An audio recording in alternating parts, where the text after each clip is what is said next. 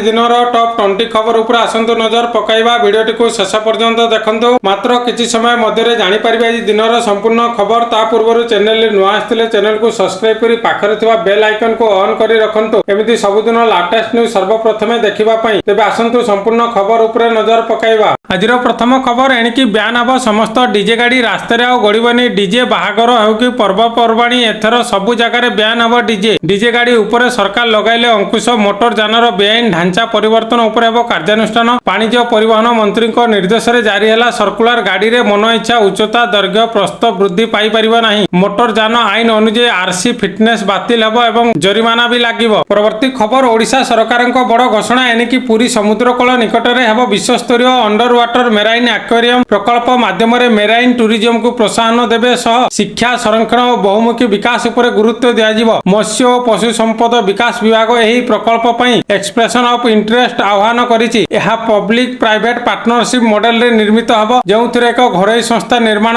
मालिकाना और परिचालन दायित्व नेबो। एथिपई सरकार सुलभ मूल्य रे जमी मध्य जोगाई देबे। परवर्ती खबर प्रधानमंत्री नरेंद्र मोदी को जन्मदिन रे ओडिशा रे लागिला 75 लाख गछ। दिन 1:13 मिनिट रे एही लक्ष्य हासिल होइतबा मुख्यमंत्री मोहन माझी कहिसंती। दिन 2:17 सुधा मेरी लाइफ पोर्टाल रो अपलोड होइतबा चारा संख्या 1,04,409 रे पहुंची। सेप्टेम्बर 30 जाए वृक्षरोपण कार्यक्रम हाथ को नियाजिबो। वृक्षरोपण रे कोरापुट प्रथम, केन्दुझर द्वितीय, मयूरभंज तृतीय, सुंदरगढ़ चतुर्थ एवं कलाहांडी पंचम स्थान अधिकार करिछि। परवर्ती खबर पुणी उठिला नारी सुरक्षा प्रसंग। 24 रे विधानसभा घेरिबे महिला कांग्रेस। ट्राफिक कनेस्टेबल शुभमित्रा साहू को हत्या मामला को नहीं महिला कांग्रेस आसंता 24 तारिख रे विधानसभा घेराव करिबो। महिला सुरक्षा को नहीं विधानसभा घेरिबा को महिला कांग्रेस सजबाज होइचंती। राज्य रे महिला संपूर्ण असुरक्षित बोली महिला कांग्रेस कहिचंती। परवर्ती खबर पीएम मोदी को जन्मदिन रे पतंजलि रे नुआ पदक्षेप 750 स्थान रे करिबो स्वास्थ्य एवं योग्य शिविर। प्रधानमंत्री नरेंद्र मोदी को जन्मदिन को स्मरण करबा पई पतंजलि योगपीठ द्वारा 3टी प्रमुख सेवा पदक्षेपर घोषणा करिवे। प्रधानमंत्री मोदी को सुलभ स्वास्थ्य सेवार दृष्टिकोण सहित समन्वय रखी पतंजलि देशव्यापी 750 भिन्न भिन्न स्थान रे मागणा चिकित्सा शिविर, योग एवं स्वास्थ्य शिविर आयोजन करिवो। यकृत संबंधी रोगर वृद्धि पाउथवा दृष्टि रखी पतंजलि 750 स्थान रे स्वतंत्र शिविर आयोजन करिवो, जहा द्वारा फर्टिलाइजर एवं लिभर सिरोसिस समेत दीर्घकालीन यकृत रोग पई मागणा औषध एवं चिकित्सा जोगाई दियाजिवो। एहा व्यतीत सेमाने स्वदेशी माध्यम रे भारत को आत्मनिर्भरशील एवं विकसित करिबारे पतंजलिर भूमिका नूतन विश्वकर्म गठन रे भारतर वर्धित प्रभाव उपरे आलोकपात करिवे। परवर्ती खबर सुप्रीम कोर्ट को बड़ राय कहले जेल रे पुराओ चाषी को बिल रे नोडा पड़िबा प्रसंग रे सुप्रीम कोर्ट कठोर अभिमुख्य ग्रहण करिसंती। प्रति वर्ष शीत आरंभ हवा पूर्व दिल्ली एनसीआर रे प्रदूषण स्तर वृद्धि पाए। यार विभिन्न कारण मध्यरु गोटे कारण होउची एही नोडा पड़िबा। सुप्रीम कोर्ट कहिसंती जे किछि चाषी को जेल रे पुराई दियो, एहा द्वारा अन्य माने सजग हेबे। एमिति कि आगो को एभली नोडा पड़िबा थारु दूरे रहिबे। धीरे धीरे एही अभ्यास दूर हबो। मुख्य विचारपति बीआर गभाई एवं विचारपति के विनोद चंद्रଙ୍କ खंडपीठ एही मामला रे असंतोष प्रकाश करिसंती। परवर्ती खबर आरंभ हला देशर निशा मुक्त भारत गठन पई रोडमैप। निशा कबलरू देश को मुक्ति करबा लक्ष्य रे नुआ दिल्ली रे एंटी नार्कोटिक्स टास्क फोर्स रो 2 दिनिया सम्मेलन रे उद्घाटन करिसंती केंद्र गृहमंत्री अमित शाह। मोदी सरकार को निशा विरोधी रणनीति और आभिमुख्य स्पष्ट करिसंती केंद्र गृहमंत्री अमित शाह। निशा मुक्त अभियान रे प्रथम पर्याय रे 4,794 कोटी मूल्यर निशा सामग्री नष्ट करबा को लक्ष्य रखा जायछि। एएनटीए पक्षरु गोटे वर्ष मध्य रे देशव्यापी 1262 कार्यक्रम आयोजित होईछि, जेउथिरे 1 कोटी रु अधिक लोक शामिल होई निशा मुक्ति अभियान को आंदोलन रे परिणत करिसंती। एएनटीएफ सम्मेलन रे निशा द्रव्य उत्पादन एवं ड्रग सिंडिकेट को संपूर्ण ध्वंस करबा को आह्वान देइछंती केंद्र गृहमंत्री। परवर्ती खबर बिना सुध रे मिलिबो शिक्षा ऋण। मुख्यमंत्री को बड़ घोषणा। वर्तमान एक बड़ एवं खुशी खबर घोषणा करिसंती मुख्यमंत्री। एबे पिलांको आउ देबाको पड़िबो नाही सुध। बिना सुध रे उच्च शिक्षा करि परिबे छात्र छात्री। प्रधानमंत्री नरेंद्र मोदी सोमवार सेप्टेम्बर 15 तारिख रे 33,000 कोटी टंकार विकासमूलक योजना घोषणा करिसंती। एही अवसर रे बिहार मुख्यमंत्री नीतीश कुमार मध्य छात्र छात्री को सुध मुक्त ऋण देबाको घोषणा करिसंती। परवर्ती खबर आसंता काली ठारू 3 दिन बंद रहइबो सबु मद दुकान। एनी निर्देश देइछंती कलेक्टर आग्रा डीएम अरविंद मल्लप्पा बांगारा। ऐतिहासिक राम बरात एवं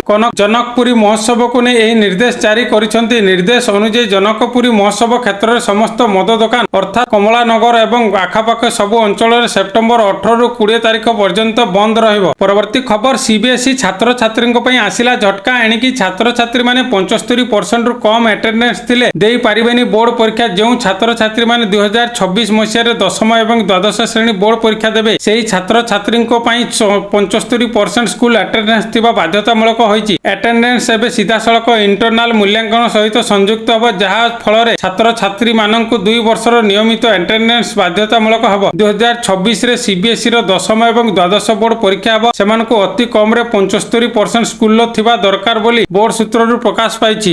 ପରବର୍ତ୍ତୀ ଖବର, ଜୟପୁର ସହରରେ ଲାଗିବନି ସ୍ମାର୍ଟ ମିଟର। ଏନେଇ ପୌର ପରିଷଦ ବୈଠକରେ ବଡ଼ ନିଷ୍ପତ୍ତି ନିଆଯାଇଛି। କୋରାପୁଟ ଜିଲ୍ଲା ଜୟପୁର ସହରରେ ବନ୍ଦ ହେବ ଟାଟା କମ୍ପାନୀର ସ୍ମାର୍ଟ ମିଟର। ସ୍ମାର୍ଟ ମିଟରକୁ ନେଇ ଚିନ୍ତାରେ କୋରାପୁଟ ଜିଲ୍ଲା ଜୟପୁର ବାସିନ୍ଦା। ଯେତିକି ବିଦ୍ୟୁତ ବ୍ୟବହାର ହେଉନାହିଁ ତାଠାରୁ ଅଧିକ ଢେର ବିଲ୍ ଆସୁଛି। ସାଧାରଣ ଲୋକ ଠକେଇର ଶିକାର ହେଉଥିବା ଅଭିଯୋଗ ଆସିଛି। 4 ମାସ ପରେ ଜୟପୁର ପୌରପାଳିକାରେ ବସିଥିଲା ବୈଠକ। ବିଜୁଳି ବିଲ୍କୁ ନେଇ ଆଲୋଚନା ସମୟରେ ସ୍ମାର୍ଟ ମିଟର ଲଗାଇବାକୁ ନିଆଯାଇଛି ନିଷ୍ପତ୍ତି। ଯେଉଁଠି ମିଟର ଲାଗିଛି ତାକୁ ବାହାର କରିବାକୁ କମ୍ପାନୀକୁ ତାଗିଦ ମଧ୍ୟ କରାଯାଇଛି। ପରବର୍ତ୍ତୀ ଖବର, ମୋଦି ନିଜ ଜନ୍ମଦିନରେ ଉପହାର ପାଇଥିବା ଗିଫ୍ଟ ବିକ୍ରି କରି ଏହି ଟଙ୍କାକୁ ଗଙ୍ଗା ନଦୀ ସଫାଇ ଓ ଜନକଲ୍ୟାଣରେ ବ୍ୟବହାର ହେବ ବୋଲି କହିଛନ୍ତି। କେନ୍ଦ୍ର ସଂସ୍କୃତି ମନ୍ତ୍ରାଳୟ ଆଜାଦ କି ଅମୃତ ମହୋତ୍ସବର ଅଂଶ ସ୍ୱରୂପ ପ୍ରଧାନମନ୍ତ୍ରୀ ନରେନ୍ଦ୍ର ମୋଦିଙ୍କୁ ମିଳିଥିବା ଉପହାର ସମସ୍ତ ନିଲାମ ଘୋଷଣା କରିଛି। ଏଥର ନିଲାମ 17 ସେପ୍ଟେମ୍ବର 2025ରୁ 2 ଅକ୍ଟୋବର 2025 ପର୍ଯ୍ୟନ୍ତ ଚାଲିବ। ସୂଚନା ଅନୁଯାୟୀ 1300ରୁ ଅଧିକ ଉପହାର ଅନଲାଇନ ବିଡିଂ ପାଇଁ ରଖାଯାଇଛି। ଏହି ନିଲାମ ନୂଆଦିଲ୍ଲୀର national gallery of modern art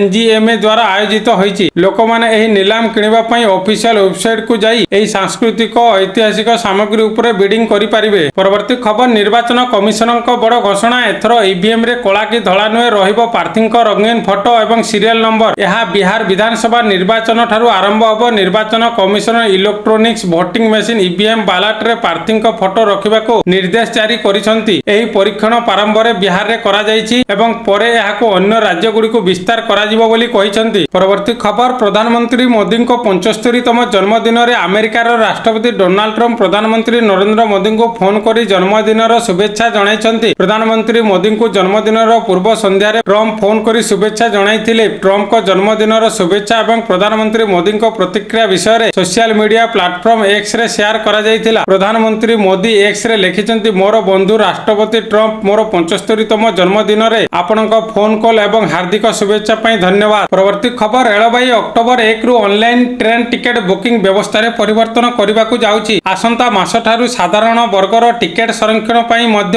ଆଧାର ପ୍ରମାଣୀକରଣ ବାଧ୍ୟତାମୂଳକ ହେବ ବୋଲି ରେଳ ମନ୍ତ୍ରାଳୟ ବିଜ୍ଞପ୍ତି ଜରିଆରେ ପ୍ରକାଶ ପାଇଛି। ବର୍ତ୍ତମାନ କେବଳ ତତ୍କାଳ ଟିକେଟ ବୁକିଂ ପାଇଁ ଆଧାର ଅପରିହାର୍ଯ୍ୟ ରହିଛି। ରେଳ ମନ୍ତ୍ରାଳୟ ଅନୁସାରେ IRCTC ୱେବସାଇଟ କିମ୍ବା ଆପ୍ ଜରିଆରେ ସାଧାରଣ ସଂରକ୍ଷଣ ସୁବିଧା ଖୋଲିବ। 15 ମିନିଟ୍ ପୂର୍ବରୁ ଟିକେଟ ବୁକିଂ କରିବାକୁ ହେଲେ ଆଧାର ପ୍ରମାଣୀକରଣ ଆବଶ୍ୟକ ହେବ। ଯଦି IRCTC ଆକାଉଣ୍ଟ ସହ ପୂର୍ବରୁ ଆଧାର ଲିଙ୍କ ହୋଇଥିବ ତେବେ ଟିକେଟ ବୁକିଂ କରିବା ସହଜ ହେବ। ଷ୍ଟେସନ ଗୁଡ଼ିକର ଟିକେଟ କାଉଣ୍ଟରରେ ସଂରକ୍ଷଣ ଟିକେଟ ବୁକିଂ କରିବାର ପ୍ରକ୍ରିୟା ପୂର୍ବ ଭଳି ସମାନ ରହିବ ବୋଲି ରେଳ ମନ୍ତ୍ରାଳୟ କହିଛି।